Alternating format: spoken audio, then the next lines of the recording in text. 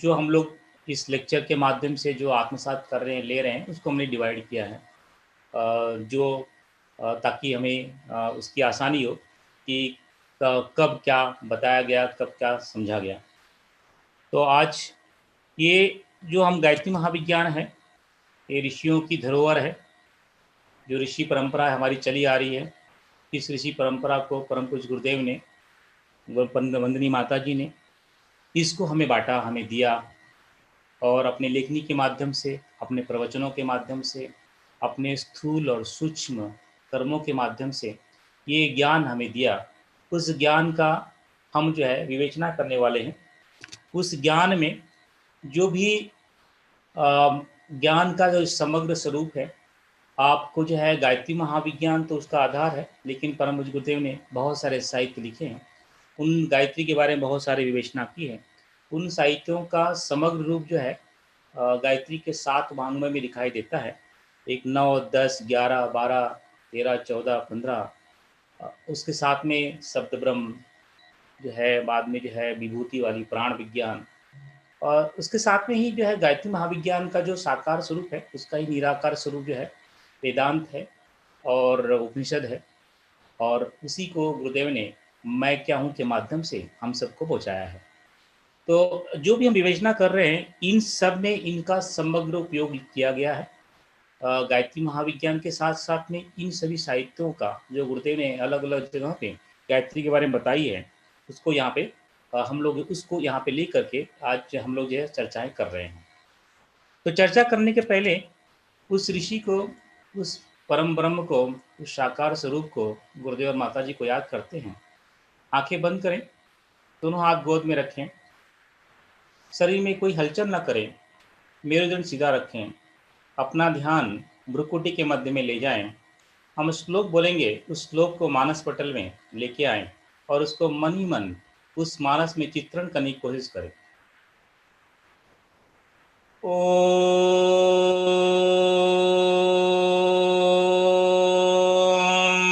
ब्रह्मानंदम परम सुखदम केवलं ज्ञानमूर्तिं द्वन्द्वातीतं गगनसदृशं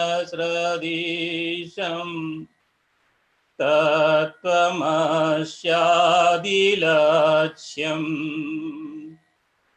एकं नित्यं विमलम् अचलम्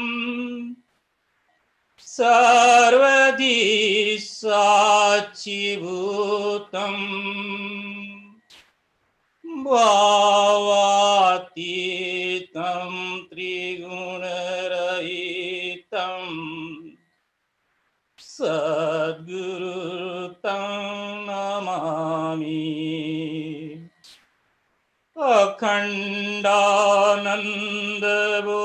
अखण्डानन्दबोधाय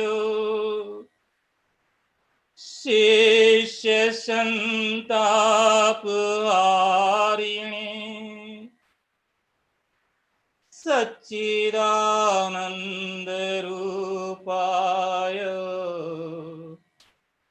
तस्मै श्रीगुरवे नमः। तस्मै श्रीगुरवे नमः। तस्मै श्रीगुरवे नमः।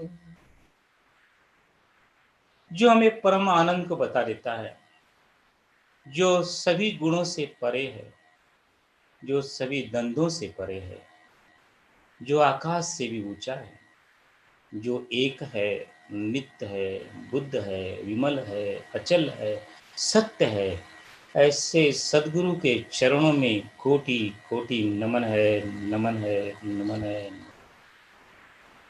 जो हम सब शिष्यों को बता दे, तत्त्वमसि तत्त्वमसि तत्त्वमसि, वह तू ही है, वह तू ही है, वह तू ही है। जो हमारे संताप को हरण कर ले, जो हमें बता दे सत्चित्त आनंद का स्वरूप क्या है, ऐसे सदगुरु के चरणों में कोटि कोटि नमन है, नमन है, नमन है, नमन। परम पूज्य गुरुदेव और वंदनीय माता जी के उपस्थिति में हम जो ज्ञान चर्चा कर रहे हैं, ये हमारा सौभाग्य है। गुरुदेव और माता जी का हमारे जीवन में आना एक बहुत ही पुण्य का काम है। हमारा बहुत पुण्य उदय होने के पश्चात ही गुरुदेव और माता जी हमारे जीवन में आए। हम उनके लिए बहुत कृतज्ञ हैं, हमारा रोम रोम कृतज्ञ है। ऐसे महाकाल और महाशक्ति का हमारे जीवन में प्रवेश हुआ है। उनको कोटि कोटि नमन करते हुए, उनको प्रणाम करते हुए हम इस श्रृंखला को आगे बढ़ाते हैं। इस श्रृंखला में, इस शब्दों में, जो विवेचना में जो भी गलती होगी वो सिर्फ और सिर्फ मेरी होगी। जो ज्ञान मार्ग है, जो उसका अमृत है, वो तो गुरुदेव का है। आपको सही ज्ञान, सही मार्ग आप गुरुदेव के साहित्य में मिलेगा। हमारी एक सिर्फ कोशिश है, आप उस अमृत को पा सकें, ले सकें। फिर से गुरुदेव को कोट नमन करते हुए आगे की विवेचना करते हैं। पिछले सप्ताह में हमने कुछ देखा, गायत्री क्या है उसको थोड़ा रिकैप करते हुए हम आगे बढ़ते हैं। परम पूज्य गुरुदेव लिखते हैं कि ब्रह्म में जब स्फुरना होती है, ब्रह्म जो है निराकार है, निर्लिप्त है, उसमें कोई गुण नहीं है, उसमें कोई आकार नहीं है। जब कोई आकार नहीं है तो उसमें कोई विकार नहीं है। जब कोई उसमें विकार नहीं है तो अनात्म है, उसका कोई घर नहीं है। जब उसका कोई घर नहीं है तो उसका कोई नाश नहीं हो सकता, अविनाशी है। इसलिए वो ब्रह्म जो है, इसको अलग अलग ऋषि मुनि ने अलग अलग अलंकारों से संबोधित किया है, और इसी का नाम है विभु और इसी का नाम है ओम।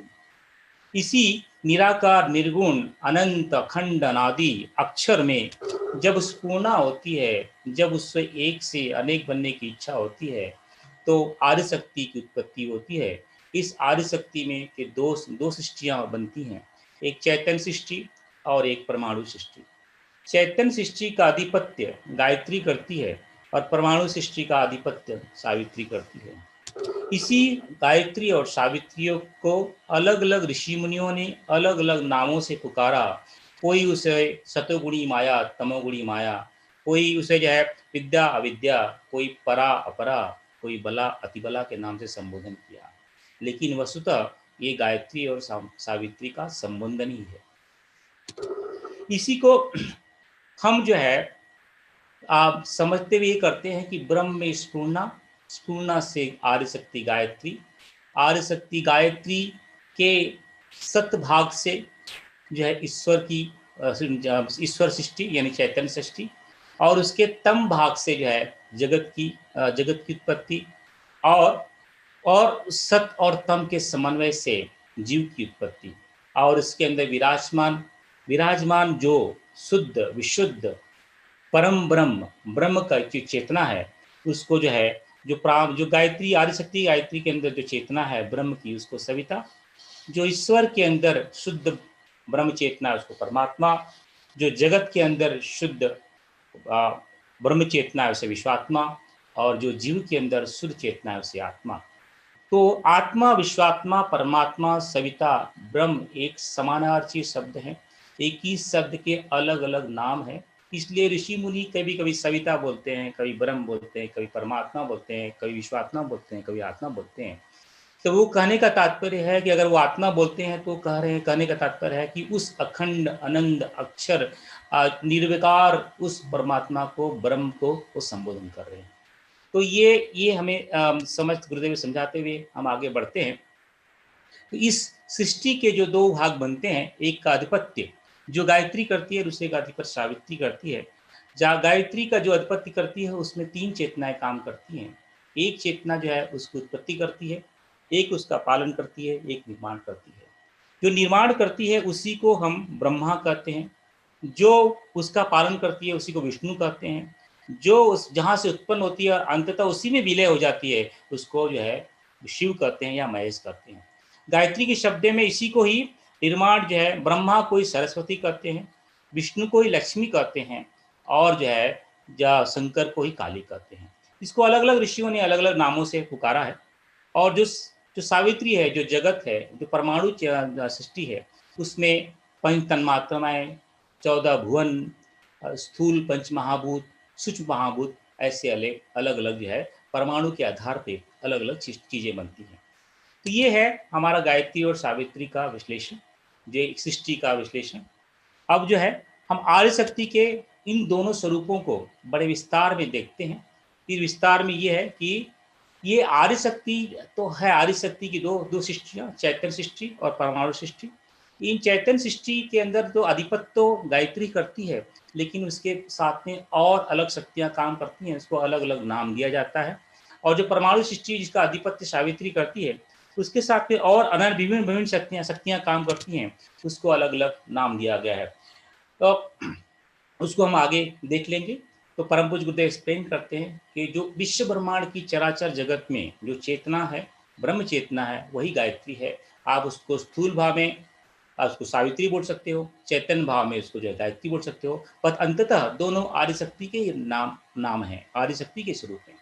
जो ये आदि शक्ति गायत्री है और आदि शक्ति जो सावित्री है, इन दोनों में जो व्याप्त शक्तियाँ हैं, अगर उनको मोटे-मोटे तौर पे समझा जाए, तो इन शक्तियों की श्रृंखला आ जाए 24 हो जाती है। ऐसी शक्तियाँ तो अनंत है, लेकिन ऋषि मुनि ने हमको समझाने के लिए इनको 12-12, 24 भागों में बाँट दिया है, ताकि जो हमें समझने में आसानी हो।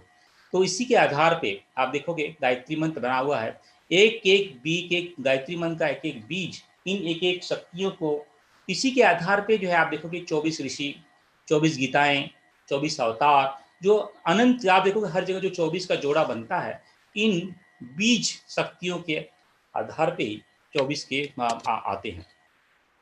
तो उसी को थोड़ा विस्तार करते हुए परम पूज्य गुरुदेव बताते हैं कि जो गायत्री की 12 शक्तियाँ हैं, उनके जो नाम हैं, उसको ब्राह्मी, वैष्णवी, शांभवी, वेद माता, देव माता, विश्व माता, ऋतंबरा, मंदाकिनी, अजपा, रिद्धि और सिद्धि। जो सावित्री की जो परमाणु शक्ति है, परमाणु के जो है साथ में जो 12 शक्तियाँ काम करती हैं, उसका नाम है सावित्री, सरस्वती, लक्ष्मी, दुर्गा, कुंडलिनी, प्राणाग्नि, भवानी, भुवनेश्वरी, पहेश्वरी, महामाया, अन्नपूर्णा, त्रिपुरा। तो आप देखो कि ये जो वाली शक्ति है, ये चैतन्य शक्ति है और ये है परमाणु शक्ति है। ये दोनों एक दूसरे की पूरक हैं, एक दूसरे के साथ में काम करते हैं, मिलके काम करते हैं, इसलिए इनको डिफरेंशिएट करना बड़ा मुश्किल है। इसलिए आप कहीं-कहीं देखोगे गायत्री को सावित्री, सावित्री को गायत्री अलग-अलग एक ही नाम से पुकारा जाता है, उसमें कन्फ्यूजन नहीं, बिकॉज़ ये वस्तुतः एक ही हैं, इनमें कोई डिफरेंस नहीं है, सिर्फ़ काम उनके अलग हो सकते हैं। जैसे कि एक माँ का काम जो है, वो माँ भी होती है, वो बहू भी होती है, वो सास भी होती है, वो बेटी भी होती है, वो पत्नी भी होती है। तो माँ कैसे अलग-अलग ढंग से अलग-अलग नाम को माँ को पुकारा जाता है, वैसे ही ये गायत्री और गायत्री को अलग-अलग शब्दों में, अलग-अलग ऋषियों मुनि ने अलग-अलग गुणों के आधार पे पुकारा है। उसमें कोई एक दोनों एक ही हैं, उसमें कोई डिफरेंस नहीं है। इसी को गुरुदेव ने और विस्तार से समझाते हुए कहा कि अलंकारित रूप से जो है समझाने के लिए इन ऋषि मुनियों ने इनको 2 भागों में बाँटा कि जो गायत्री है, वो एक मुखी है और सावित्री है 5 मुखी है। गायत्री के हाथ में 2 हाथ हैं, सावित्री के पास में 10 हाथ हैं। गायत्री के पास में वेद और कमंडल है और सावित्री के हाथ में 10 आयुध हैं। गायत्री का वाहन हंस है और सावित्री का वाहन कमल है। परम पूज्य गुरुदेव ने इन दोनों के समग्र स्वरूप को हमें बताया, जिसके अंदर हमें जो है गायत्री और जो है गायत्री का वाहन, सावित्री का वाहन दोनों दिखाई देता है। इसलिए हम लोग ये वाला चित्र जो है यूज़ करते हैं, जिसमें समग्र रूप से कमल और हन के जो गायत्री और सावित्री का जो समग्र स्वरूप, ये सिर्फ़ हमें समझाने के लिए बात है। ये अलंकारिक रूप है, गुरुदेव इसको स्पष्ट रूप से लिखते हैं। इन शब्दों में, इन अलंकारों में मत जाओ, ये तो सिर्फ़ हमें समझाने के लिए बताया गया है कि ये इनके 5 हाथ हैं, इनके 10 हाथ हैं, इनके 12 मुँह हैं, ये सब विलक्षण है, ऐसा कुछ होता नहीं है। ये तो अलंकार ऋषि मुनि ने अलंकार ढंग से हमें समझाने के लिए एक चेष्टा की है। अब तो यहाँ अब जो है हम आदिशक्ति गायत्री के विलक्षणता को जो है विस्तार से देखते हैं। कुछ-कुछ भाग हमने पिछले सप्ताह में देखा, तो उसको थोड़ा-सा रिकैप करते हुए आगे बढ़ेंगे। ये गायत्री एकमुखी है, यानी ये अद्वैत को या एकांकी एक गायत्री की साधना जैसे बताया कि है, वो गायत्री चैतन्य वाली है। तो यानी अपने आप को पाने के लिए, अपने आप की आत्मानुभूति के लिए जो गुण चाहिए वो गायत्री है। हम जब अपने आप को पाना है नहीं, अपने आप को ब्रह्म में लीन करना, आत्मा में लीन करना, इसलिए ये है एकात्म साधना, एकांकी साधना, अद्वैत की साधना। इसको पाने के लिए 2 चीज़ें हमारे साथ में चाहिए। एक चाहिए जो है हमारे अंदर साहस चाहिए, अनुशासन चाहिए, हमारे अंदर संयम चाहिए, तप चाहिए। दूसरे हाथ में हमारे हाथ में क्या है? सजलता चाहिए, श्रद्धा चाहिए, प्रेम चाहिए, निष्ठा चाहिए। इसलिए एक हाथ में ज्ञान है, एक हाथ में श्रद्धा है, इस कमंडल है, एक हाथ में जो है वेद है। प्रखर प्रज्ञा, सरल श्रद्धा, इसलिए परम पूज्य गुरुदेव ने प्रखर प्रज्ञा गायत्री के गायत्री के दोनों इन्हीं दो गुणों से के आधार पे जो हम अपने आप को प्राप्त कर सकते हैं, इसी को जो है हम प्रस्थापित करके आप शांति कुंज में पहले एंटर करेंगे, आपको प्रखर प्रज्ञा और सरल श्रद्धा के दर्शन होंगे। ये हमें बताने के लिए इन्हीं के माध्यम से हम अपने आप को प्राप्त कर सकते हैं। यानी हमें समझना चाहिए प्रखर प्रज्ञा यानी ज्ञान का वो भाग जिसके अंदर अनुशासन है, जिसके अंदर संयम है, जिसके अंदर सहनशीलता है, वो है ज्ञान का भाग। दूसरा जो है सजल श्रद्धा, यानी इसमें श्रद्धा है, प्रेम है, स्नेह है, सरसता है, वो है प्रखर श्रद्धा का भाग। तो दोनों के माध्यम से हम अपने आप को प्राप्त कर सकते हैं, लेकिन एक के बिना एक, दोनों चाहिए। इसलिए गुरुदेव ने दोनों की स्थापना की, प्रखर प्रज्ञा, सरल श्रद्धा। उन्होंने सिर्फ प्रखर प्रज्ञा की स्थापना नहीं की है, यानी गायत्री को प्राप्त करने के लिए, अपने आप को प्राप्त करने के लिए, अद्वैत को प्राप्त करने के लिए, अपने आप को एकांत में ले जाने के लिए, अपने को एकात्म आत्मवाद करने के लिए हमें प्रखर प्रज्ञा और सरल श्रद्धा का दोनों दोनों गुण चाहिए। और इन दोनों गुणों के साथ में जब आने लगती है, दोनों गुण हमारे आने लगते हैं, तो हमारे अंदर नीर क्षीर का विवेक उत्पन्न हो जाता है। यानी हम जो है दूध और पानी को अलग नहीं किया जाता, ये तो अलंकारिक शब्द है। यानी हमारे अंदर इतनी विवेकता, इतने अंदर उठता है, हम जो है दूध के अंदर से पानी को अलग करके देख सकते हैं, समझ सकते हैं। और इन्हीं इन्हीं के माध्यम से जो इसको गायत्री को प्राप्त करने के लिए, अद्वैत को प्राप्त करने के लिए एक माध्यम है स्थूल सूक्ष्म कारण का। इसके माध्यम से हम उस गायत्री की चेतना को प्राप्त कर सकते हैं। उसको और विस्तार में गुरुदेव बताते हुए कहते हैं, गायत्री ही ये जो है स्थूल सूक्ष्म है, यही जो है इस गायत्री को त्रिपदा भी कहा जाता है। यानी जो ओमकार के जो 3 पद हैं, वो गायत्री के 3 पाद हैं। और इसी से जो है चराचर जगत में जो प्राण है, जो है योग, जो काल है, यानी प्राण यानी जो स्पेस टाइम मैटर, जो है पूरा जो चराचर जगत इन 3 आधारभूत चीजों पे चला हुआ है, टाइम स्पेस मैटर, प्राण अग्नि, काल अग्नि और योग अग्नि। इन तीनों के माध्यम से चराचर जगत चलता है। ये है गायत्री के त्रिपदा है, गायत्री की देन है।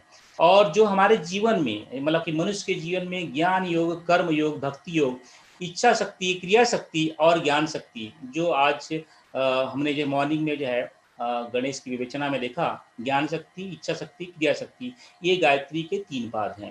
तो ये 3 पाद का विश्लेषण बड़ा गायत्री त्रिपदा, इसी को अलग अलग माध्यम से गुरुदेव ने बताया है कि यही सत्य रजतम है, यही जो है ईश्वर जीव जगत की उत्पत्ति करती है, यही सत्यम शिवम सुंदर है, यही टाइम वर्तमान भूत भविष्य का निर्धारण करती है, यही सच्चित आनंद का स्वरूप दिखाती है। इसी को ऋण श्रृंखला कहा जाता है, यही भू भुव स्व है, इसी से वस्तु देश और काल का पता चलता है।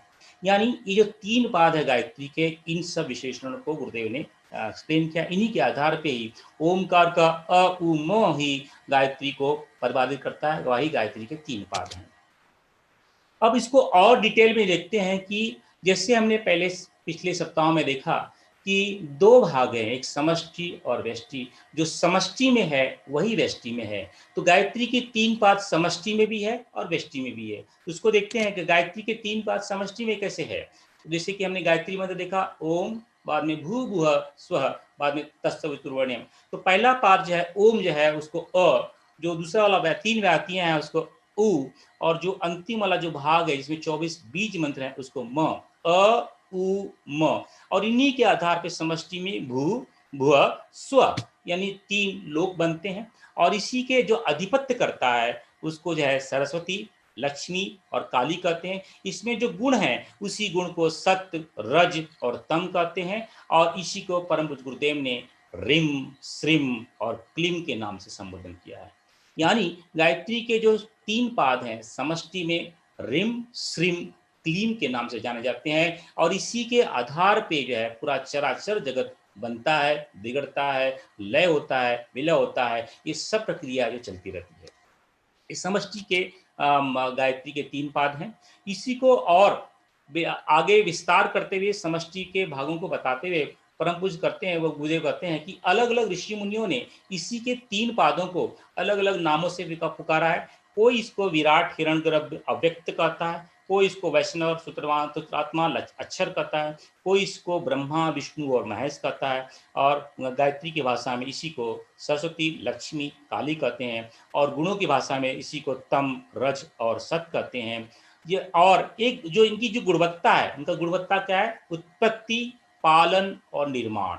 यानी इनकी गुणवत्ता के हिसाब से नाम कुछ भी हो, ये नाम अगर ब्रह्मा हो, सरस्वती हो, तम हो, वैश्वनार हो, विराट हो, कुछ भी हो, उनका काम क्या है? निर्माण करना। नाम कुछ भी हो, रज हो, लक्ष्मी हो, विष्णु हो, सुतात्मा हो, हिरण्यगर्भ, उनका काम क्या है? पालन करना, संचार में लय बनाए रखना, हर चीज में आदान प्रदान करते रहना।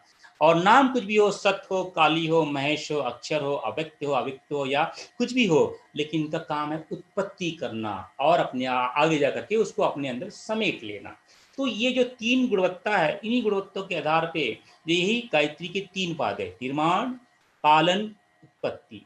इसी को निर्माण, पालन, उत्पत्ति को अलग अलग ऋषि मुनियों ने अलग अलग नामों से पुकारा है।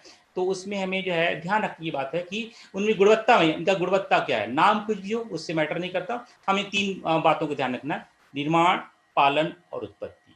ये गायत्री की चैतन्य शक्ति है। इसी को गायत्री में गुरु परम गुरु ने इसी को यूज किया है। गायत्री के लक्ष्य का आप जो है गायत्री महाविज्ञान यूज कर पढ़ेंगे तो इसमें आप दिखाएगा सरस्वती लक्ष्मी काली, इसी को निर्माण, पालन, उत्पत्ति के नाम से उद्बोधन किया है। अब इसी समष्टि को जो जो समष्टि में है वो व्यष्टि में भी है। अब व्यष्टि में कैसे 3 पाद दिखाई देते हैं? व्यष्टि में 3 पाद जो है 3 शरीर के रूप में दिखाई देते हैं: स्थूल शरीर, सूक्ष्म शरीर और कारण शरीर। और इन्हीं 3 व्यापाद, इन 3 शरीरों में व्याप्त चेतना, ओजस, तेजस और वर्चस। ये जो है ये हमारे जो है समष्टि, जिसे हमने समष्टि में देखा 3 पाद, अव्यष्टि हमारे अंदर वो 3 पाद कैसे हैं? 3 पाद क्या हो गया? स्थूल, सूक्ष्म और कारण। उसी में जो व्याप्त चेतना है ओजस, तेजस और वर्चस। और इनका भेदन करने के लिए 3 ग्रंथियां बताई गई हैं: रुद्र ग्रंथि, विष्णु ग्रंथि, ब्रह्म ग्रंथि। ये हैं 3 पाद गायत्री के जो हमारे अंदर दिखती हैं। एक का नाम है रुद्र ग्रंथि, एक का नाम है विष्णु ग्रंथि, एक का नाम है ब्रह्म ग्रंथि। इसी रुद्र ग्रंथि, विष्णु ग्रंथि और ब्रह्म ग्रंथि के भेदन से ही हम जो है स्थूल शरीर, सूक्ष्म शरीर और कारण शरीर के अपने को परिष्कार कर सकते हैं। इसी के अंदर जो है रुद्र वाली जो ग्रंथि है उत्तम गुण को प्रदान करती है। जैसे हमने वहां पर गायत्री के 3 पाद में 3 गुण है: सत्य, रज, तम। समष्टि में वही सत्य जो है ब्रह्म ग्रंथि को रिप्रेजेंट करता है, वही रज है विष्णु ग्रंथि को रिप्रेजेंट करता है, वही तम है जो है रुद्र ग्रंथि को रिप्रेजेंट करता है। और इन 3 जो हमारा जो 3 शरीर है उसके अंदर जो गायत्री की चेतना है उसको जो है ओजस, तेजस और वर्चस के नाम जाना जाता है। और इसी ओजस और तेजस का काम एक ही है, हमारी जो 3 ग्रंथियां हैं रुद्र ग्रंथि, विष्णु ग्रंथि और ब्रह्म ग्रंथि का भेदन करना। आप 3 शरीर का ध्यान देखोगे, परम पूज्य गुरुदेव क्या करते हैं, सविता का जो है नाभि चक्र में प्रवेश करवाते हैं, बाद में जो है अनाहत चक्र में प्रवेश करवाते हैं, बाद में अज्ञा चक्र में प्रवेश करवाते, जो है सहस्त्रार भी करवाते हैं। तो उनका तात्पर्य ये है कि इन चक्रों में जो व्याप्त ग्रंथि है उसका भेदन करना, उसको तोड़ना, तोड़ करके जब खुल जाए, तोड़ना नहीं, इसको खोलना, जब वो खुल जाएगा तो हमारा परिष्कार होगा, हम अपने आप को समझ पाएंगे। तो ये है 3 शरीर का जो गायत्री के जो 3 पाद है वो हमारे शरीर में जो है उसको जो है स्थूल, सूक्ष्म, कारण के नाम से जाना जाता है। उसके अंदर व्याप्त चेतना, ओजस, तेजस, वर्चस, और इनको में जो गांठें पड़ी हुई हैं रुद्र ग्रंथि, विष्णु ग्रंथि और ब्रह्म ग्रंथि। तो ये गायत्री के 3 पाद जो है हमारे जो है हमारे व्यष्टि में है। अब थोड़ा सा और लोगों में बहुत कंफ्यूजन है जो है स्थूल, सूक्ष्म और कारण में। स्थूल शरीर ये है हमारा स्थूल शरीर, इसमें क्या है? सर है, आँख है, मुंह है, कान है, हाथ है, पैर है, हृदय है, मेरुदंड है, नाभि चक्र है, नाभि है, इसके अंदर गुदा स्थान है, शिक्न है, सब कुछ है। लेकिन ये ढांचा है, इसके अंदर ढांचा है, और इसके अंदर आप रक्त ये है, ये सिर्फ कार की एक बॉडी है। कार की बॉडी में क्या है? उसके अंदर आँख है, सर है, हाथ है, पैर है, हृदय है, फेफड़ा है, मेरुदंड है, ये लीवर है, पैंक्रियाज है, इंटेस्टाइन है, शिश्न है, गुदा है, पैर है, ये हड्डी है, मांस है, ये सब है। ये कौन है? ये बॉडी है। लेकिन इस बॉडी का कोई उपयोग नहीं है। जो ये बॉडी है। हमारे सूक्ष्म शरीर में न मेरुदंड है, न हृदय है, न लीवर है, न इंटेस्टाइन है, न गुदा है, न शिश्न है, न सर है, न पैर है, न हाथ है। हमारा जो है स्थूल शरीर है, उसके अंदर हाथ, पैर, मुंह, नाक, रस जो है इत्यादि इत्यादि है। हमारे सूक्ष्म शरीर में एक कुछ भी नहीं है। न मेरुदंड है, न लीवर है, न हृदय है, न इंटेस्टाइन है, न सर है, न मज्जा है, न हाथ है, न पैर है, कुछ नहीं है। उसमें क्या है? उसके अंदर अलग अलग तत्व हैं। तो पहला तत्व वो है जिसको हम बोलते हैं तन्मात्रा। ये तन्मात्रा ही है जो सूक्ष्म शरीर का है। इस तन्मात्रा के माध्यम से ये जो स्थूल शरीर है, जिसके अंदर कुछ भी नहीं है, सिर्फ हाथ, जो बॉडी है, ये बॉडी, इन्हीं बॉडी जो है सूक्ष्म शरीर के इन तत्वों को के कारण ही शब्द को सुनता है, स्पर्श को महसूस करता है, रूप को देखता है, रस का स्वाद लेता है और जो है गंध लेता है। यानी इस शरीर में, स्थूल शरीर में ऐसी कोई भी गुणवत्ता नहीं है जिसके बिना वो जो है उसमें शब्द स्पर्श, उसमें मशीन है सिर्फ, उसके अंदर बाकी कुछ नहीं है। वो सिर्फ ढांचा, जैसे कि गाड़ी है, गाड़ी का ढांचा है, अगर उसमें इंजन ना हो तो गाड़ी कितनी भी सुंदर है उसका कोई उपयोग नहीं है, उसके अंदर इंजन चाहिए। तो इंजन कहाँ से आता है? वो आता है सूक्ष्म शरीर से। तो ये जो स्थूल शरीर है, जो लीवर, मेरुदंड, इंटेस्टाइन, हृदय आदि से बना हुआ है, हार्ट से बना हुआ है, उसको जो है स्पर्श, शब्द, रूप, रस, गंध, ये जो है तन्मात्रा के माध्यम से मिलती है। ये पांचों गुण सूक्ष्म शरीर के हैं। और ये जो है स्थूल शरीर है, ये स्थूल शरीर सूक्ष्म शरीर के प्राण इंद्रियों से ही के कारण ही जीवित रहता है। अगर ये स्थूल शरीर है, उस स्थूल शरीर में सूक्ष्म शरीर का प्राण इंद्रिया ना हो तो ये स्थूल शरीर निर्जीव है, उसका कोई उपयोग नहीं है। बड़ा सुंदर मुख है, बड़ा सुंदर आंखें हैं, कमल जैसी आंखें हैं, सुंदर बाल हैं, हाथ हैं, पैर हैं, कोई भी उसका उपयोग नहीं है जब तक उसके अंदर सूक्ष्म शरीर का प्राण का संचार न हो रहा हो।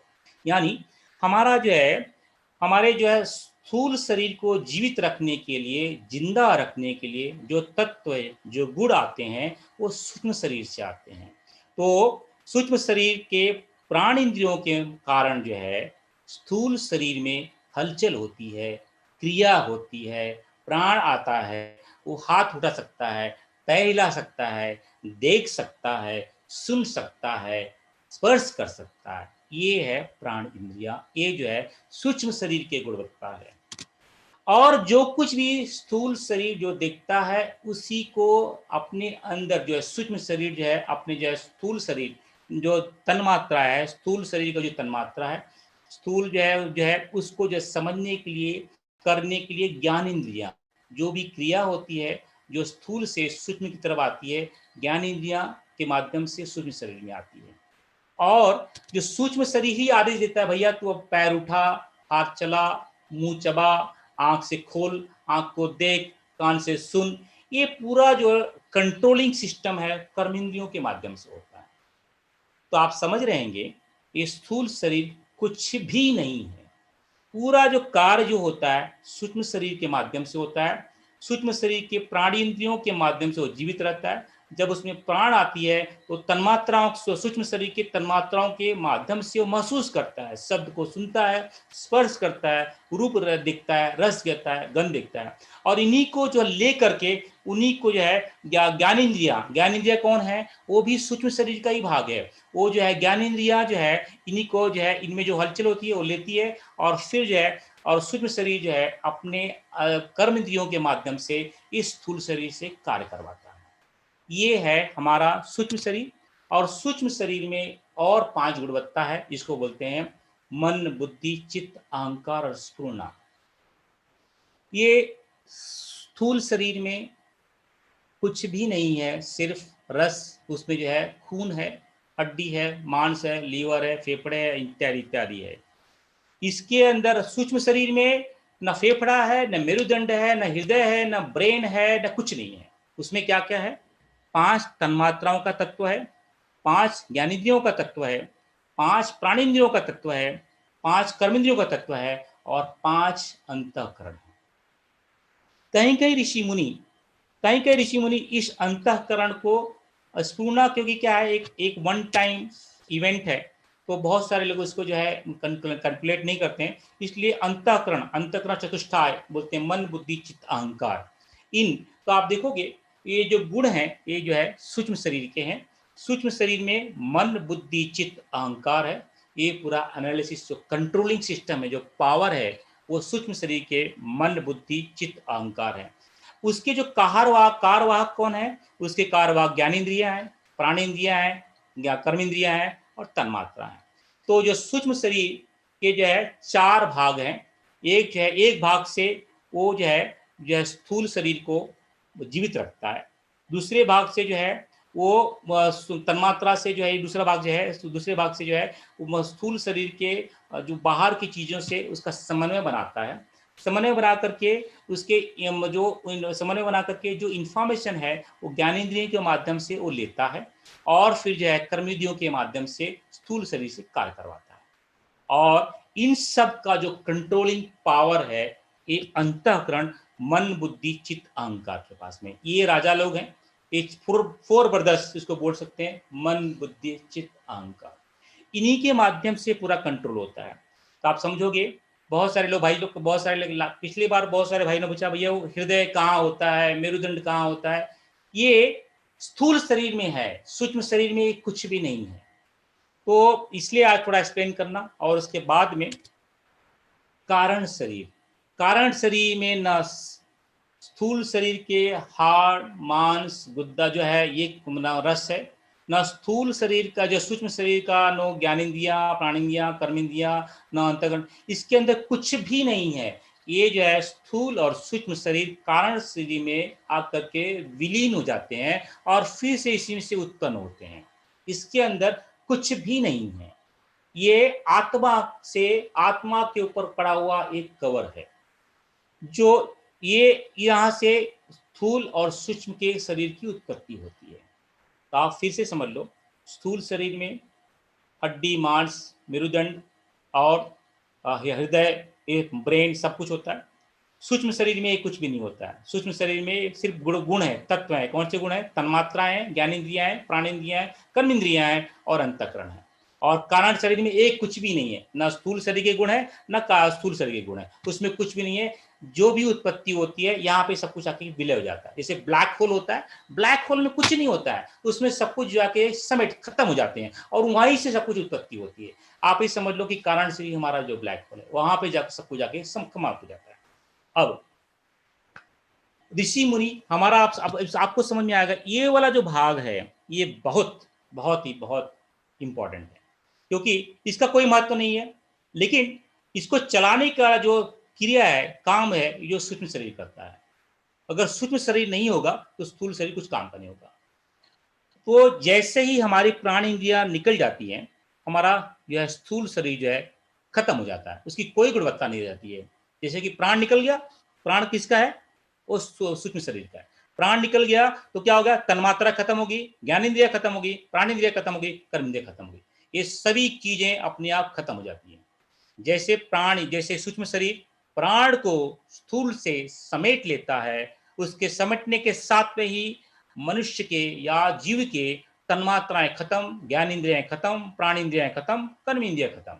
यानी स्थूल शरीर खत्म होने के बाद में ये चारों तन्मात्राएं, ज्ञानेंद्रियां, प्राणेंद्रियां, कर्मेंद्रियां भी लुप्त हो जाती हैं। सिर्फ अंतःकरण के मन, बुद्धि, चित्त, अहंकार रह जाते हैं। यानी जब स्थूल शरीर खत्म होता है, वो पंच महाभूतों में विलीन हो जाता है, तो सूक्ष्म शरीर के ये जो तन्मात्राएं, ज्ञानेंद्रियां, प्राणेंद्रियां, कर्मेंद्रियां भी निकल जाती है, क्योंकि उसका इनका संबंध तो जो है स्थूल शरीर से है। जब स्थूल शरीर ही ना रहा तो तन्मात्रा का क्या उपयोग, ज्ञान इंद्रियों को क्या उपयोग, प्राण इंद्रियों को क्या उपयोग, कर्म इंद्रियों को क्या उपयोग, सिर्फ रह जाता है मन बुद्धि चित्त अहंकार। इन्हीं मन बुद्धि चित्त अहंकार को लेकर के सूक्ष्म शरीर जो है प्रवाह करते रहता है लोक परलोक में, और फिर से एक नया शरीर लेकर के जो है फिर से जो है इस जीवलोक में आता है। ये हो गया स्थूल सूक्ष्म और कारण। लेकिन हमारे ऋषि मुनि तो ऋषि मुनि हैं, उन्होंने क्या किया कि जो कंट्रोलिंग पावर है उन्होंने देखा पूरा का पूरा सूक्ष्म शरीर में है, पूरा जो कंट्रोल करता है सूक्ष्म शरीर। तो उन्होंने क्या किया, ध्यानस्थ अवस्था में, साधना की अवस्था में जाकर के देखा कैसे इस सूक्ष्म शरीर को कंट्रोल किया जाए। तो उन्होंने पाया कि इस सूक्ष्म शरीर में 3 ग्रंथियां हैं। इसका एक का नाम है रुद्र ग्रंथि, एक का नाम है ब्रह्म ग्रंथि, एक का नाम है विष्णु ग्रंथि। इन्हीं ग्रंथियों के माध्यम से स्थूल सूक्ष्म कारण का हमको परिष्कार कर सकते हैं। ये ग्रंथियां कहाँ पे हैं, सूक्ष्म शरीर में है, ये स्थूल शरीर में नहीं है। बहुत सारे डॉक्टर लोग जो है आपको जो है अपने शरीर को चीर और फाड़ करके देख लोगे, आपको तीनों ग्रंथियां आपको इस नहीं में नहीं दिखाएंगे, क्योंकि ये कहाँ पे है, सूक्ष्म शरीर में है। और ऋषि मुनि ने क्या देखा, इस इस सूक्ष्म शरीर में 5 कोष हैं, 5 अलग अलग और दरवाजे हैं। इसको क्या नाम दिया, अन्नमय कोष, प्राणमय कोष, मनोमय कोष, विज्ञानमय कोष। ये 5 कहाँ पे हैं, ये सूक्ष्म शरीर में है। और ऋषि मुनि ने कहा देखा कि ये उसमें 7 चक्र हैं, उसमें अलग अलग 7 चक्र हैं, यानी मूलाधार चक्र, स्वादिष्ठान चक्र, मणिपुर चक्र, अनाहत चक्र, आज्ञा चक्र, विशुद्धि चक्र, सहस्त्रार चक्र। ये कहाँ पे है, सूक्ष्म शरीर में है। और ऋषि मुनि ने क्या देखा, और इसके अंदर 24 उपचक्र हैं जो शरीर के अलग अलग, सूक्ष्म शरीर के अलग अलग हिस्सों में है। तो ये जो हम लोग बोलते हैं 3 ग्रंथियां, पंचकोश, 7 चक्र, 24 उपचक्र, ये कहाँ पे हैं, ये सूक्ष्म शरीर में है।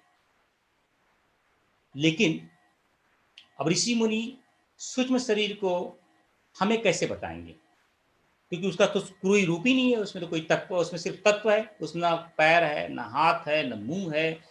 तो उन्होंने जाना, इन्हें समझा कि जब स्थूल शरीर का मेरुदंड एक ढंग से स्थापित होता है और उसके अंदर जो हाथ जो है एक पर्टिकुलर ढंग से बंधे होते हैं और पैर बंधे होते हैं, तो उसमें उस समय क्या होता है, स्थूल शरीर की एक पोजीशन से सूक्ष्म शरीर जो है अलाइन हो जाता है, वो स्थिर हो जाता है।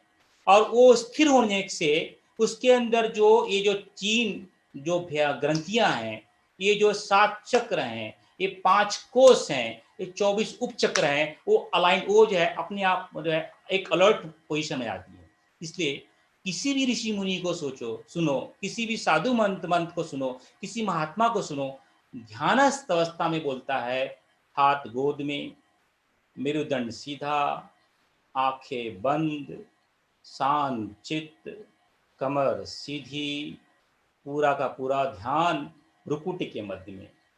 कहने का तात्पर्य ये है, भ्रुकुटी के मध्य में ये वो क्यों बोलता है, या फिर हृदय के मध्य में क्यों बोलता है, ताकि हम समझ सके यहाँ पे कोई चक्र है ऐसा। क्योंकि जब हम मेरुदंड सीधा करते हैं, हाथ गोद में रखते हैं, पैर को बांधते हैं, आंखें बंद करते हैं, तो एक पूरा जो है स्थूल शरीर अलाइन होता है, उस स्थूल शरीर से सूक्ष्म शरीर अलाइन हो जाता है। और सूक्ष्म शरीर जो है स्थूल शरीर के हलचल पे, अगर उसमें हलचल ना हो तो उस सूक्ष्म शरीर को महसूस किया जा सकता है। उस सूक्ष्म शरीर के चेतनाओं को, 3 ग्रंथियों को, 5 चक्रों को, 7 चक्रों को, 24 उपचक्रों को महसूस किया जा सकता है, अगर इस पोजीशन में आए और मन बुद्धि और चित्त एक जगह पे आकर रुक जाए। शर्त यह है हमारा स्थूल शरीर की पोजीशन ये हो और मन बुद्धि चित्त अहंकार जो हमारे 4 ब्रदर्स हैं ये एक तरह से अलाइन हो जाए। यानी स्थूल शरीर का ये पोजीशन, मन बुद्धि चित्त अहंकार अपने साथ में अलाइन हो जाए, तो इन 3 ग्रंथियों को, इन 5 कोषों को, इन सब चक्रों को, इन 24 उपचक्रों को महसूस किया जाता है, उसको समझा जा सकता है, उसको जो है सूक्ष्म भाव से देखा जाता है, स्थूल भाव से इन आँखों से देखा नहीं जा सकता। तो ऋषि मुनियों ने क्या किया, वो बोलते हैं ना कि भाई मूलाधार चक्र, अभी कहाँ मूलाधार चक्र कहाँ है, क्योंकि सूक्ष्म शरीर में तो कोई ना ना गुदा स्थान है, ना शिश्न स्थान है, ना भी स्थान है, मूलाधार चक्र कहाँ से आया।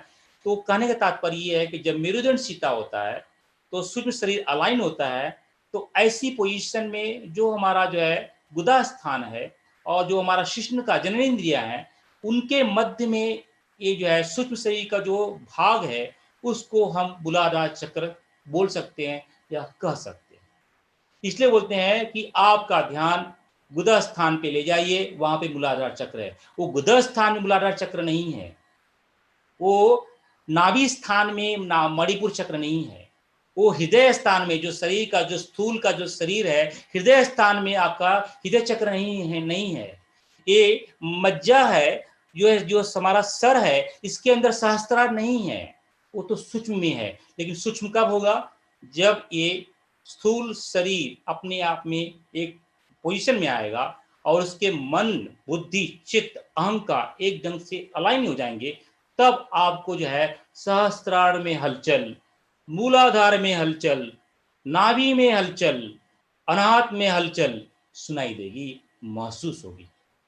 तो हमें कंफ्यूजन होना नहीं है कि हृदय चक्र यानी जो है ये हमारा जो हृदय, वो वाला हृदय गुरुदेव बोल रहे हैं या ऋषि बोल रहा है। ऋषि तो बोल रहा है कि ये चीजें तो स्थूल में नहीं है, ये सूक्ष्म शरीर में है और उसको सिर्फ ध्यानस्थ अवस्था में समझा सकता है, देखा सकता है और महसूस किया सकता है।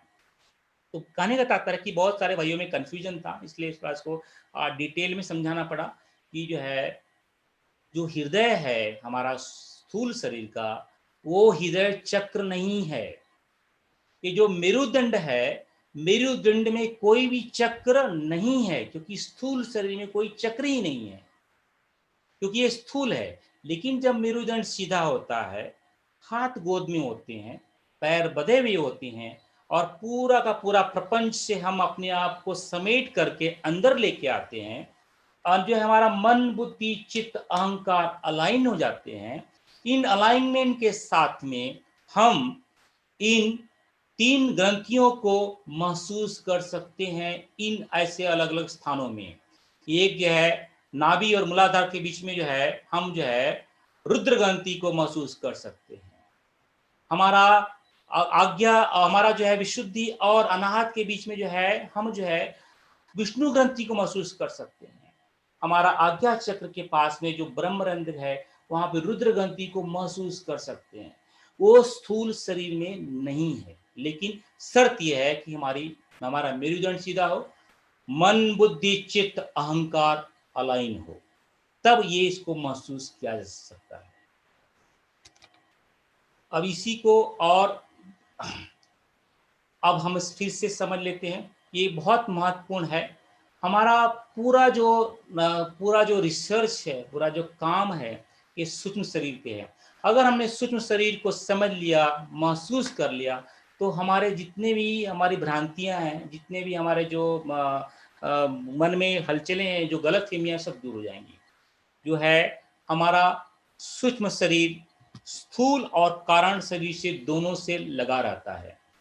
वो जो है जैसे मैंने पहले बताया, जो है सूक्ष्म शरीर का जो है ज्ञानेंद्रियां हैं, जो स्थूल शरीर से जो है जो कर्म जो है तन्मात्रा के माध्यम से जो आता है, उसको लेती हैं और मन, बुद्धि, चित्त, अहंकार उसका एनालिसिस करते हैं और एनालिसिस करने के बाद में कर्मेंद्रियों के माध्यम से वो आदेश देता है स्थूल शरीर को, भाई तू पैर चला, हाथ चला, शब्द बोल, सुन, जो भी है वो आदेश देता है।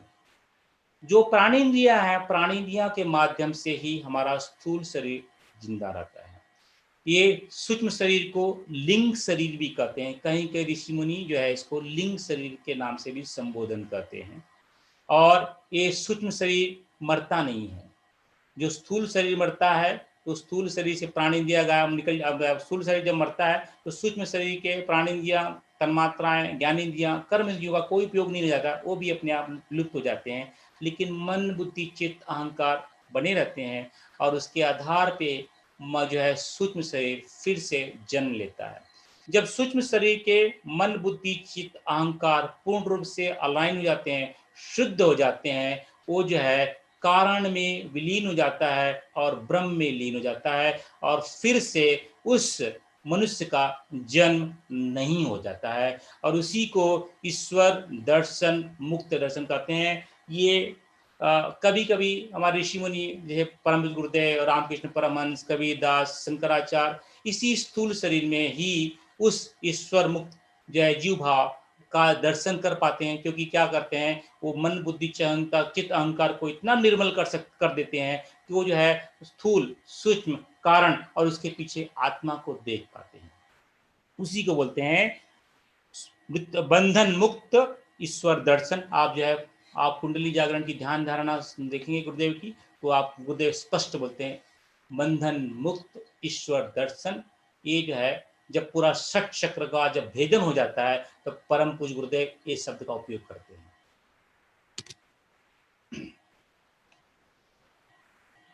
तो ये प्राण जो है हमारा जो शरीर चलाता है, इसको पहले लिया था लेकिन इसको रिकैप कर लेते हैं। 5 प्राण हैं।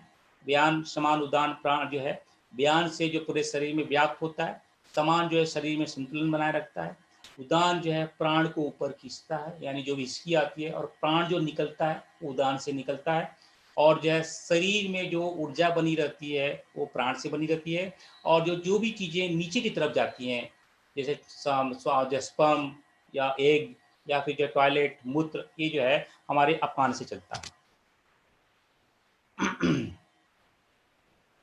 स्थूल सूक्ष्म शरीर में 3 गुणवत्ता होती है, तृप्ति, तुष्टि, शांति। पूरा प्रपंच जो है सूक्ष्म शरीर इन तीनों शरीर के हम करते हैं। ओजस तेजस मात्र के जो परम पूज्य गुरुदेव इन जो चेतना है ओजस तेजस वर्चस के माध्यम से हमारे स्थूल शरीर को तृप्ति, तुष्टि और शांति प्रदान करते हैं। तृप्ति यानी संतोष, तो तुष्टि यानी समाधान और शांति यानी उल्लास। ये हमारे जो है इसी को गुरुदेव ने साधना, उपासना, आराधन के माध्यम से इनको समझाया। साधना करने से निष्ठा बढ़ती है, उपासना करने से प्रज्ञा बढ़ती है और आराधना करने से श्रद्धा बढ़ती है। इसको पिछले हफ्ते में डिटेल में लिया था। अब जो है साधना यानी अपने आप को साध लेना, और उपासना यानी जो है अपने आप को ईश्वरी सत्ता से एक रूप कर लेना, और ईश्वरी सत्ता से एक रूप करने के लिए ईश्वर जो है ईश्वर के लिए काम करना, यानी उसको बोलते हैं आराधना।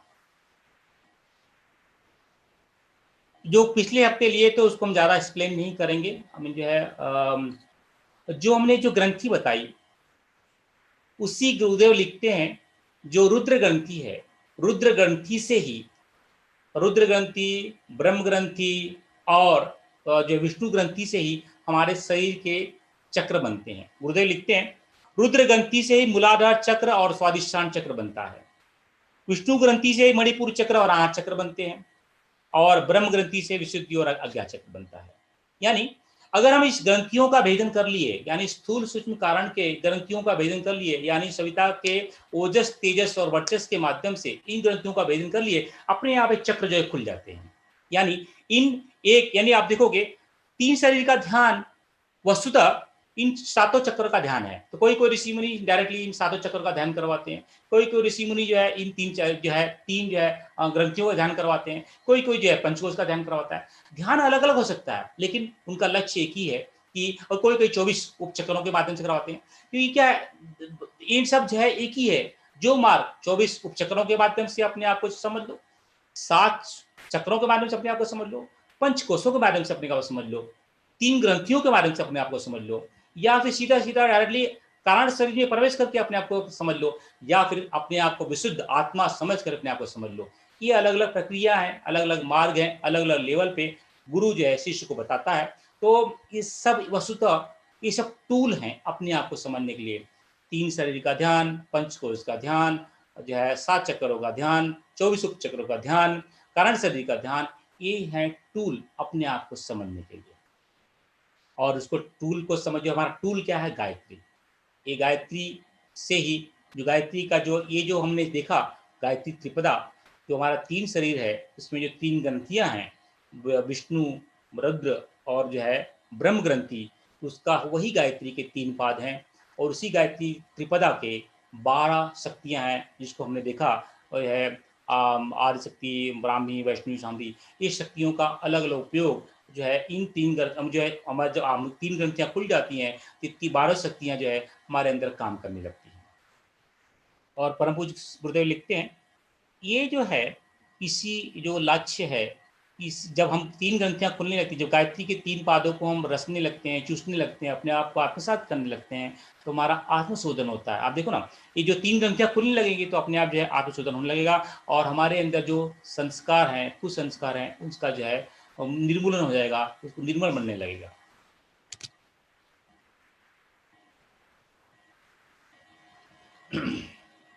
गायत्री की चैतन्य सृष्टि फिर से समझ लेते हैं। ओम में स्पूर्णा, स्पूर्णा से जो है जो एक सृष्टि बनती है, उस सृष्टि का नाम है चैतन्य सृष्टि। उसका अधिपत्य गायत्री, उस गायत्री में आला 12 अलग अलग गुण, एक को अलग अलग नाम दिया है, ब्राह्मी वैष्णवी शाम्भवी, वैद माता देव माता विश्व माता ऋतंबरा मंदाकिनी जपा रिद्धि सिद्धि। इन शक्तियों का विश्लेषण हम जो है बाद में करेंगे, इन डिटेल में हम जाएंगे, ब्राह्मी क्या है, वैष्णवी क्या है, शाम्भवी, इसकी हम इसको भी और अच्छी तरह से डिटेल में समझेंगे। आज सिर्फ ये समझ लेते हैं कि गायत्री की जो शक्तियाँ हैं, 12 शक्तियाँ, उनके अलग अलग नाम हैं, उनके अलग अलग काम है। एक्चुअली मूलतः एक ही है, लेकिन इनके अलग अलग नाम के, अलग अलग कर्मों की वजह से, कामों की वजह से उनको अलग अलग नाम दिए गए हैं। अब दूसरी जो शक्ति है गायत्री जो है आदि शक्ति की, उसको बोलते हैं सावित्री। सावित्री आप देखे रहेंगे पहले, जैसे मैंने बताया, सावित्री जो है 5 मुख लिए हुए है, 10 हाथ है, कमल पे बैठे हुए है, रक्त मतलब यानी पूरा सिंदूर लिए हुए, मतलब पूरा जो शरीर जो है रक्तवान है, यानी लालवान है। तो उसी के आधार पे ऋषि उसको विश्लेषण करते हैं और परम पूज्य गुरुदेव ने गायत्री विज्ञान में इसका जो है सूत्र संहिता के माध्यम से जो विश्लेषण किया है वो लिखते हैं। सावित्री 3 पादों वाली है, षटकुची है, 5 मस्तक वाली है, अग्निवर्ण वाली है। 3 पाद वाली यानी, अब उसको विश्लेषण, 3 पाद यानी जो परमाणु जगत में दैविक, दैहिक और भौतिक, यानी आध्यात्मिक, आदि दैविक, आदि भौतिक, जो है हम लोग बोलते हैं ना, ये 3 जो गुण हैं वो 3 पाद, यानी सावित्री जो है, सावित्री के 3 पाद यानी दैविक, दैहिक और भौतिक, यानी ये 3 गुण हैं। षटकुची यानी 7 चक्र, हमारे शरीर में 7 चक्र है। 5 मस्तक जो है हमारे जो अलग अलग 5 प्राण, 5 पंगेरेंद्रिया, 5 कर्मेंद्रिया, ये अलग अलग है। तो इसका विश्लेषण हम डिटेल में लिखेंगे। तो आगे है इसका डिटेल में हम इसकी चर्चा करेंगे। तो ये 5 मुख है, इन 5 मुखों के अलग अलग ऋषि मुनियों ने अलग अलग किसी ने विश्लेषण किया। 5 मुख जो है ये वस्तुतः सावित्री के से 5 मुख नहीं है, ये हमारे 5 कोष हैं, ये हमारे 5 तत्व हैं, ये हमारे 5 प्राण इत्यादि, इनके इनके प्रतीक है, उसके अलंकारिक मार्ग हैं।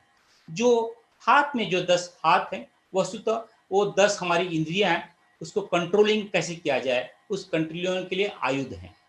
और जो हमारा जो आसन है, यानी जो सविता को, जो सावित्री को प्राप्त कर लेता है, वो हमेशा प्रसन्न चित्त रहता है, हमेशा जो है वो जो हमेशा पॉजिटिव रहता है, उसका जो मनोभूमि रहती है हमेशा प्रफुल्लित रहता है, सकारात्मक रहता है ये, और हमेशा जो है सुख साधनों में रहते भी उससे विलुप्त रहता है।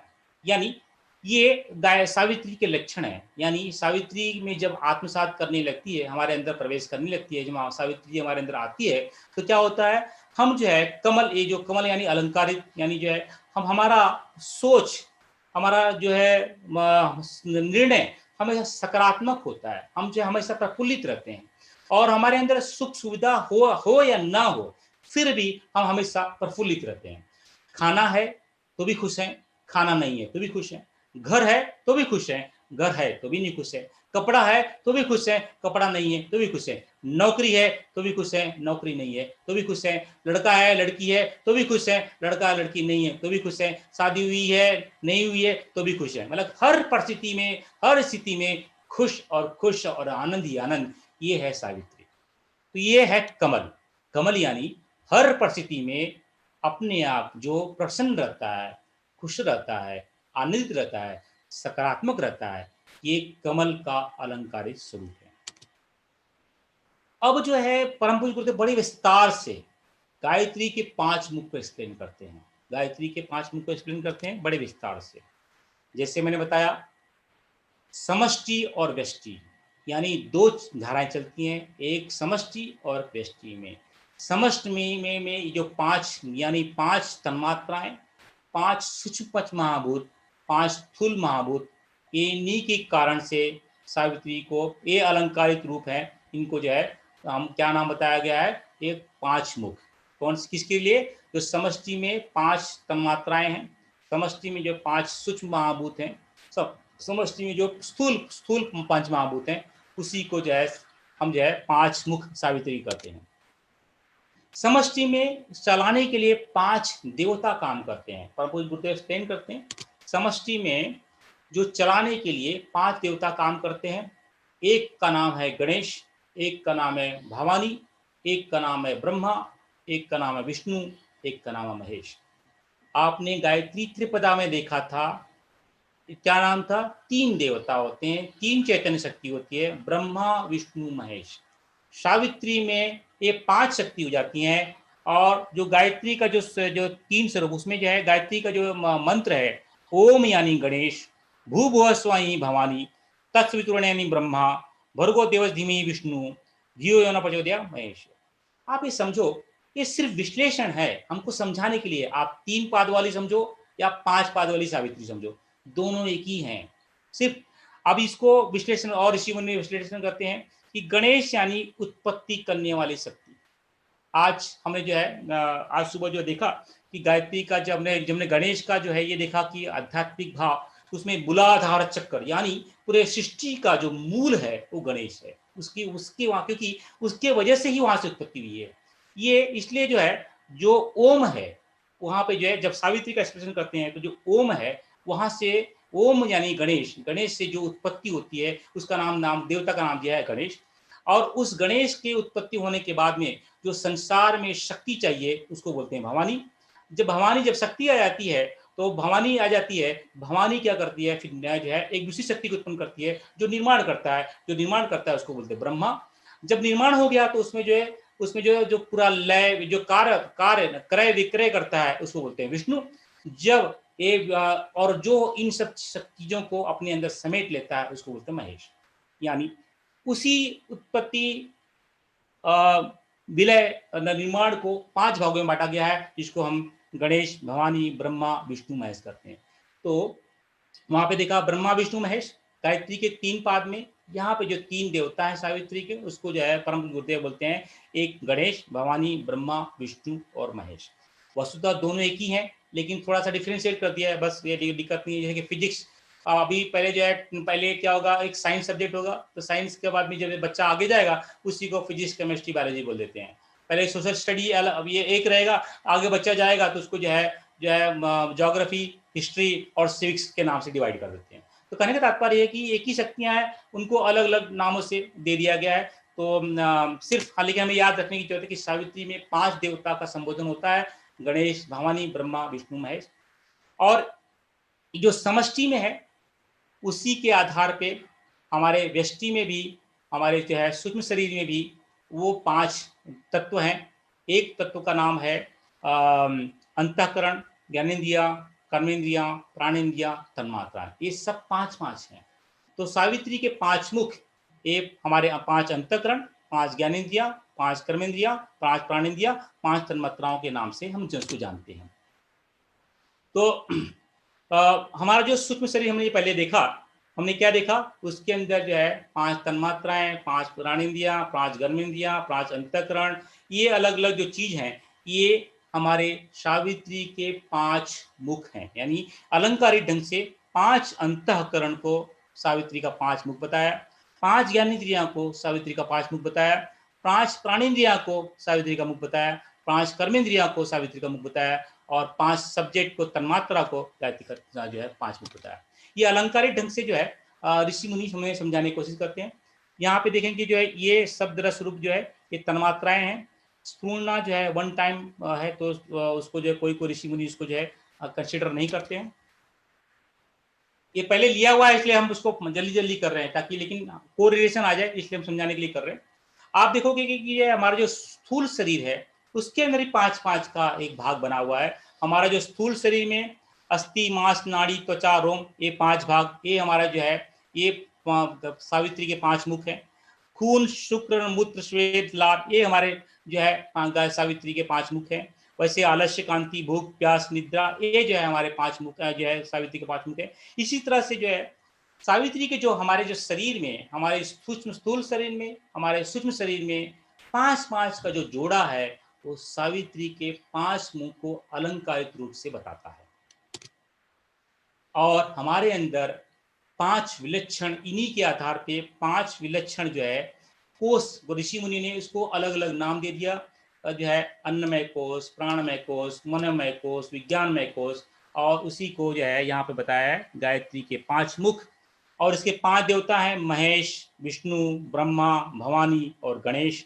उसी में 5 चेतनाएं हैं, वर्चस, तेजस का दीप्ति, तेजस का प्रज्ञा, तेजस का प्राण और ओजस। ओजस, और ये जो है हमने बताया ना पिछली बार, ये जो हमारा जो है, ये जो हमारा जो विज्ञानमय, मनोमय, प्राणमय कोष, ये जो कौन है, ये हमारा जो है हमारा सूक्ष्म शरीर है।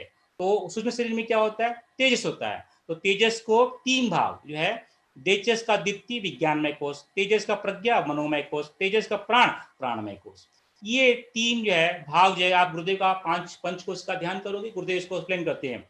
सूक्ष्म शरीर में विज्ञानमय कोष में सविता का, दीप्ति का प्रवेश, मनोमय कोष में प्रज्ञा, सविता का, प्रज्ञा का प्रवेश, प्राणमय कोष में तेजस का, सविता का, प्राण का प्रवेश। यानी ये जो है आप जो है परम गुरु शरण में आप पंचकोश का ध्यान करेंगे, आपको जो है ये चीज जो है गुरुदेव के मुंह से सुनाई देगी। और वस्तुतः दीप्ति, प्रज्ञा, प्राण मिला करके ही तेजस बनता है ये। और जो है ओजस, ओजस जो है हमारा अन्नमय कोष, वर्चस यानी हमारा जो है हमारा सूक्ष्म शरीर, तो कारण शरीर, ओजस यानी जो है हमारा स्थूल शरीर, स्थूल यानी अन्नमय कोष, आनंदमय यानी हमारे कारण स्वर, विज्ञानमय, मनोमय, प्राणमय कोष यानी हमारा जो है सूक्ष्म शरीर, और उसके अंदर व्याप्त चेतना यानी तेजस, उसी को तेजस दीप्ति, तेजस प्रज्ञा, तेजस प्राण के नाम से संबोधन गुरुदेव करते हैं। आप देखो ये ओजस यानी ये जो है 5 शरीर में जो है, एक जो है हमारे जो पंचकोश में जो ओजस यानी जो है स्थूल शरीर का ओजस, ये जो है सूक्ष्म जो है 5 कोश के जो अन्न विज्ञान में का जो तीनों मिलाकर के क्या बनता है, तेजस, और जो है ये जो है आनंदमय कोश यानी वर्चस। आप देखोगे 3 शरीर जो है यानी 3 ग्रंथियां इक्वल टू 5 कोश, यानी आप 3 शरीर का ध्यान कर लो या 5 कोश का ध्यान कर लो, दोनों बातें की होगी। और पूरा पहले तो गुरुदेव ने ये भी एक्सप्लेन कर दिया, इन्हीं ग्रंथियों के माध्यम से ही हमारे जो है चक्र बनते हैं। कि आप ये समझ लो कि आप 3 शरीर का ध्यान कर रहे हो या पंचकोश का ध्यान कर रहे हो या जो है आप जो है 6 चक्रों का ध्यान कर रहे हो, बात एक ही है। अलग अलग ढंग से ऋषि मुनि उसको अलग अलग ढंग से समझाते हैं, सिर्फ नाम बदल जाते हैं लेकिन उनके तत्व एक ही हैं।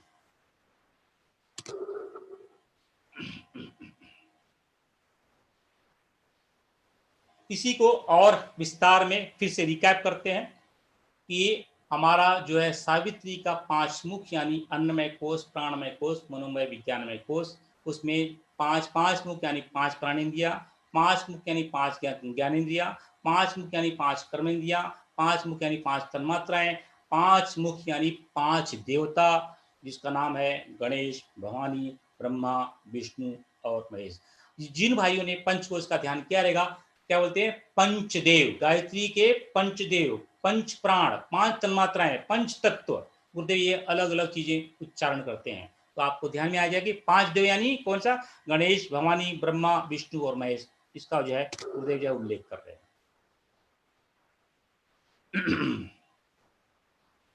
अब फिर से रिकैप कर लेते हैं, 5 तत्व, 5 कोश, 5 गिरंगिया, ये सब जो है अलंकारिक रूप से गुरुदेव बोलते हैं ये सब 5 जो है ये अलंकारिक रूप से 5 मुख हैं।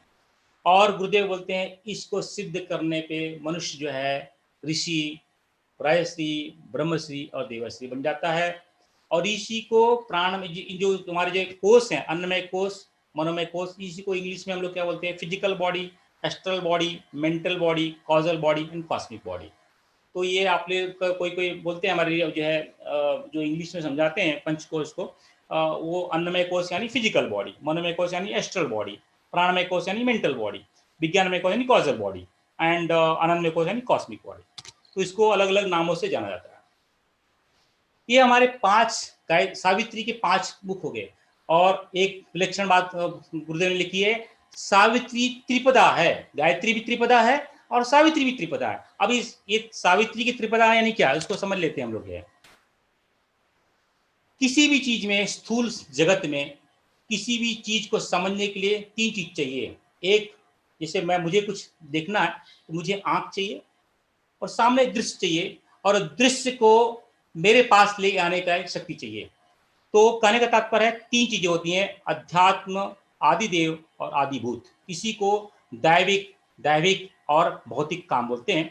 अध्यात्म यानी जो मैं, यानी सूक्ष्म शरीर, सो जो मैं देखता हूँ, जो सुनता हूँ, जो रस लेता हूँ, जो गंध लेता हूँ, यानी कर्मेंद्रियां, प्राणेंद्रियां, कर्मेंद्रियां, ये इसको बोलते हैं अध्यात्म। जो लेता है, जो ग्रहण करता है, उसको बोलते हैं अध्यात्म।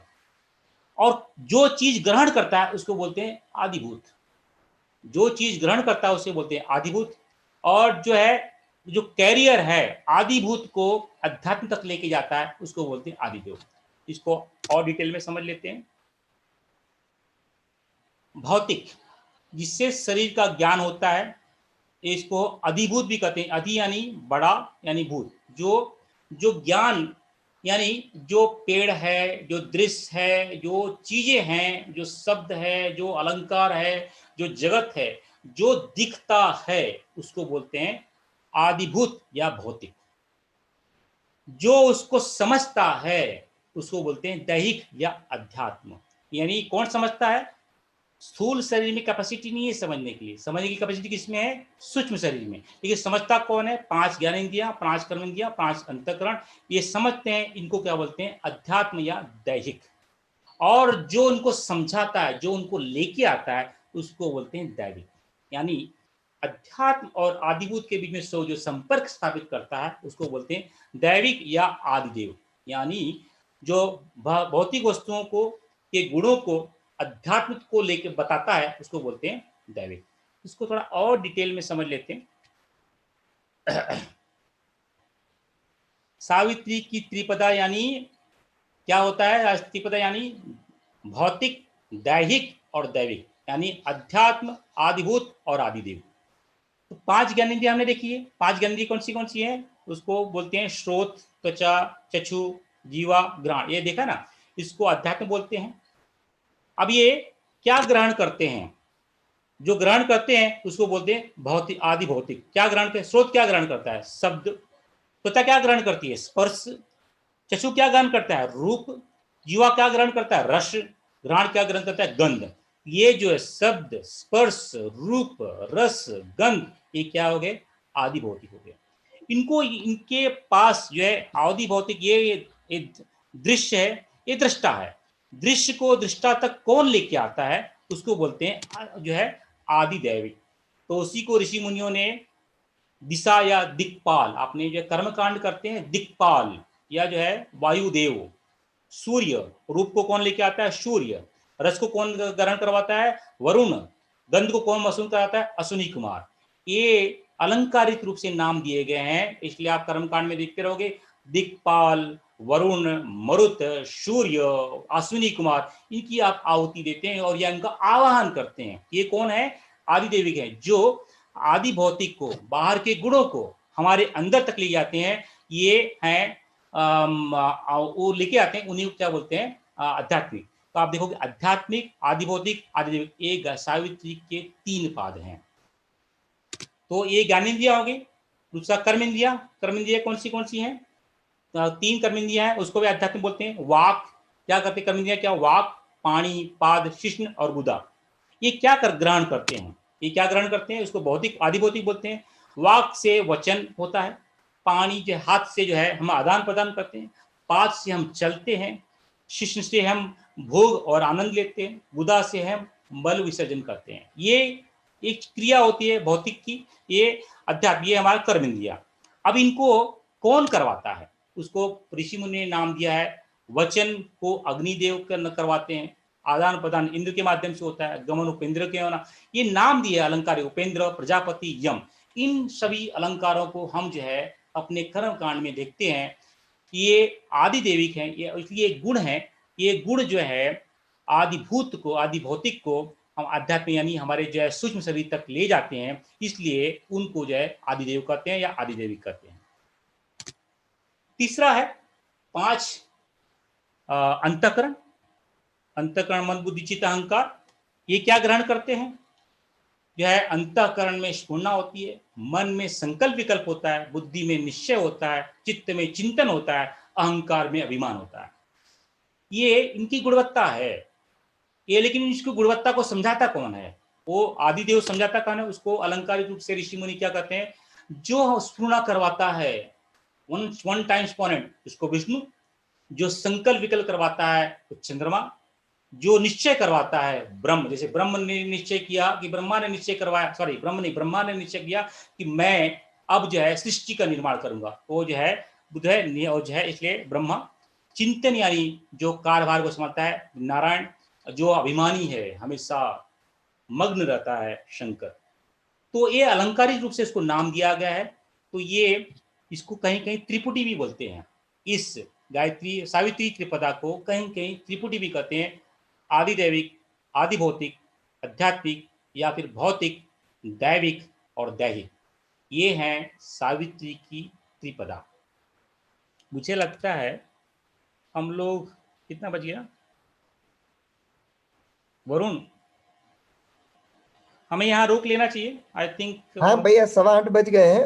हाँ। तो हाँ so, नहीं तो मैं बोल सकता हूँ, मुझे कुछ नहीं है, लेकिन जो है डाइजेशन पावर होना चाहिए। नहीं नहीं भैया, आज के लिए सफिशिएंट है। ठीक है। अब भाइयों बहनों का कुछ प्रश्न हो तो पूछ सकते हैं। मुझे पता है थोड़ा टॉपिक थोड़ा सा और अभी भैया इंटरेस्ट। मैं एक अनाउंस करना चाहता हूँ कि जो भी YouTube पे देख रहे हैं वहां पर प्रश्न लिखे हैं वो सॉल्व नहीं हो पाएंगे, आपको लिंक के थ्रू अंदर आना पड़ेगा। मैंने लिंक डाल दी है क्योंकि बहुत सारे प्रश्न उधर भी हैं। अच्छा, तो उनको क्या करो ना, यहाँ पे मंगवा लो। यहाँ पे जो है अपने उनको बोलो कि व्हाट्सएप ग्रुप में आ जाए, तो वहाँ पे क्वेश्चन डाल दें, हम आंसर दे देंगे। ऐसा। गायत्री महाविज्ञान या गायत्री यज्ञ के ग्रुप में डाल सकते हैं प्रश्न। हाँ हाँ।